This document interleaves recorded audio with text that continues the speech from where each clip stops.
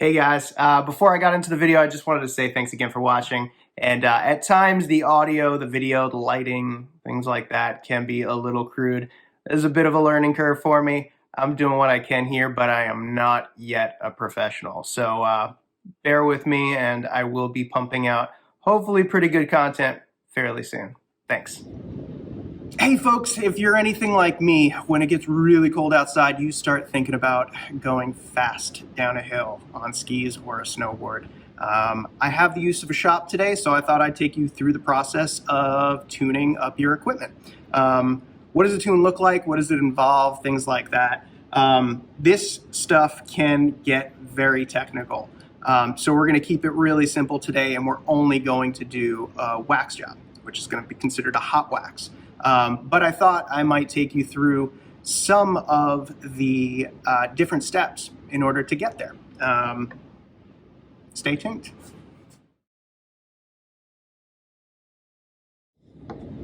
All right, well, now that I've got your attention, I just want to quickly talk about a couple of different types of base materials, right? So everybody knows what P-Tex is, and that is the actual plastic, the makeup of the bottom of your skis or snowboards.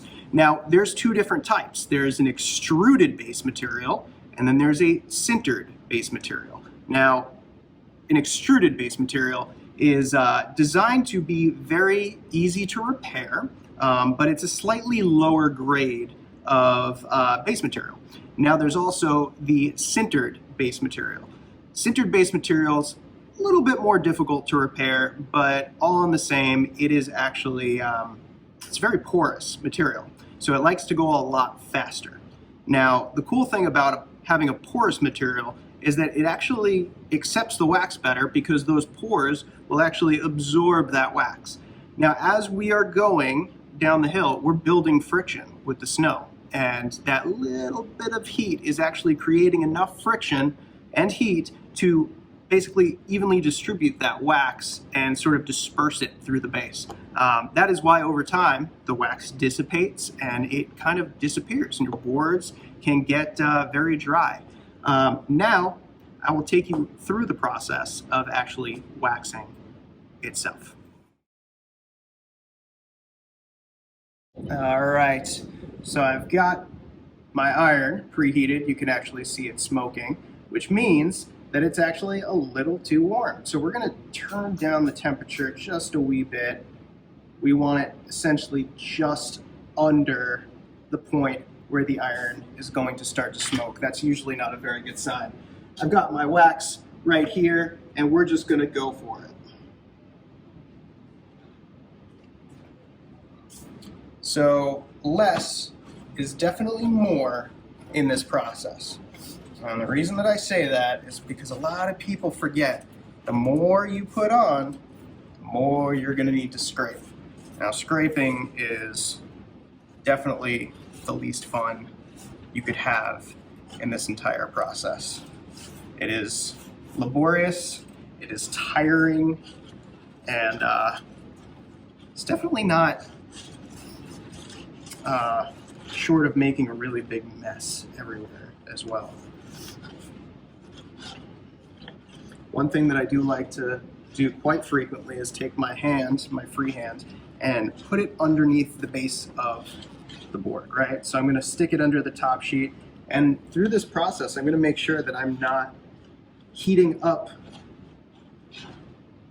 the surface of the board too much. Because if I do, bad things are going to start to happen. I can actually delaminate the base of the board. You see, everything is kind of stuck together here with some epoxy and some plastics, some wood, and that's basically it. Maybe a little bit of metal in there too, which makes up the edges. And so through the application of heat, like I'm doing right now, if I stall on this board anywhere and I don't keep this iron moving, I can actually begin to delaminate the skis or the snowboard, which is something that obviously I'm going to want to avoid at all costs. All right, so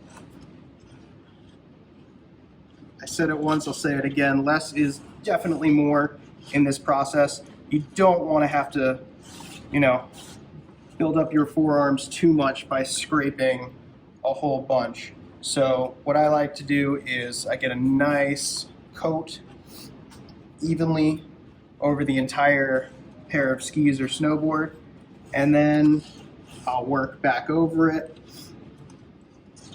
Again, the application of heat is actually opening the pores of the base material, which is allowing that wax to actually get into the base, which is very important. All right. So now that I've just wrapped this up, I'm going to allow this to cool down and set it aside for a little bit. I'll work on something else, and I'll join you again in a little bit.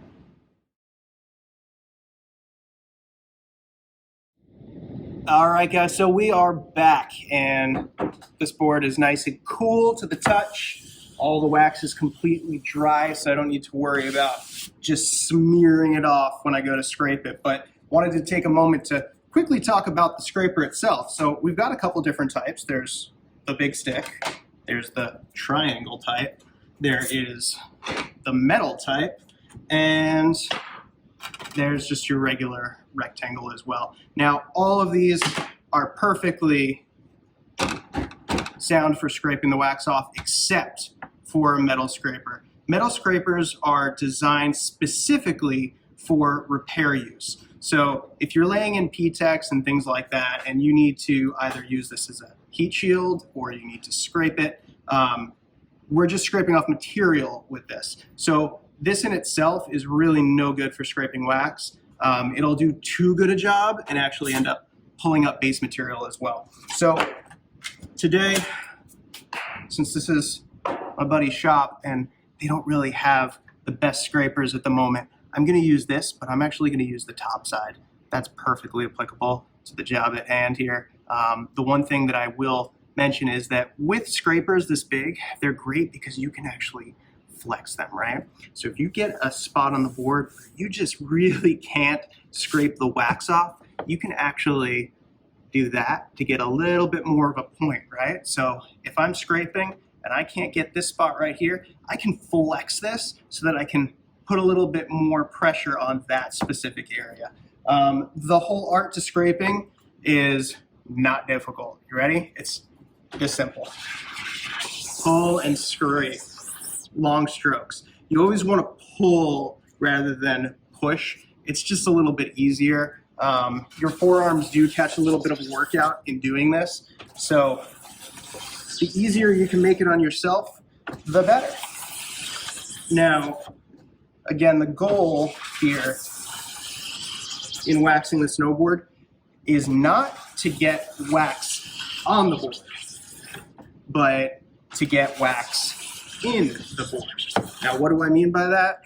We talked a little bit earlier about opening up those pores, right? And allowing that wax to seep in. That's what we're trying to do. So we don't really want any visible wax on the surface of our snowboard.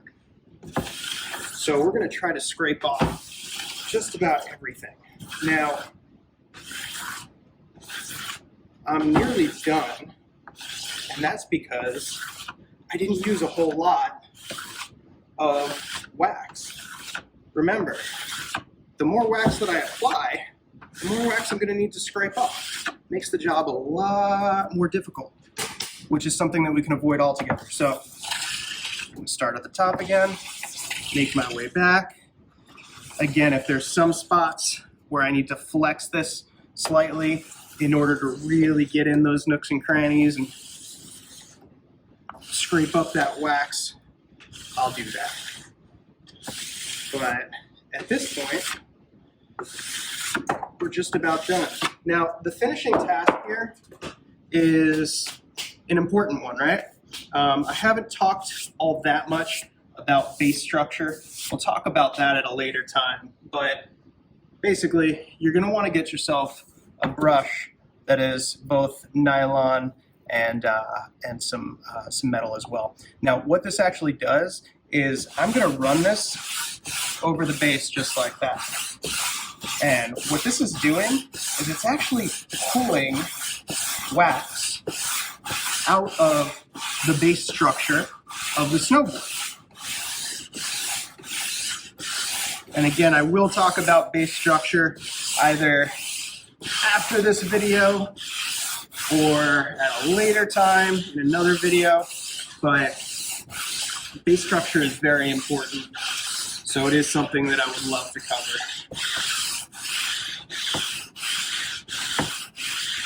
So what this is basically doing is pulling that wax out of the structure to expose the structure.